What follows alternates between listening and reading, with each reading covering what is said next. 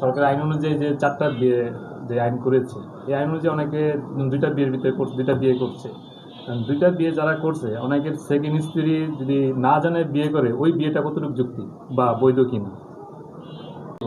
মানে দ্বিতীয় স্ত্রী হাজবেন্ডকে না জানাইও অন্য পুরুষকে বিবাহ করছে না, এই বিয়েটা তো তার জন্য জায়েজ হবে না। এটা মহিলার জন্য জায়েজ নয়, এটা স্বামীর ক্ষেত্রে মানে হাজবেন্ডের ক্ষেত্রে জায়েজ হয়। সে যদি একাধিক বিবাহ করে, একই স্ত্রী মানে প্রথম স্ত্রী থাকার পরে সে যদি আরও 4টে বিবাহ করতেছে, সে করতে পারে, তার জন্য ইসলামী শরীয়ত অনুযায়ী জায়েজ আছে। তবে মহিলার জন্য জায়েজ নেই। মহিলার জন্য জায়েজ আছে কখন?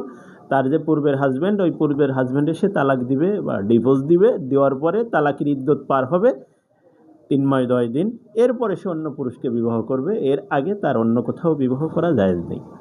আচ্ছা, এসব বিয়ে করলে ওই তার হাজবেন্ড আইনি কোনো ব্যবস্থা নিতে পারবে? হ্যাঁ পারবে, তার জন্য মামলা করতে পারবে। মামলা করতে পারবে? জি।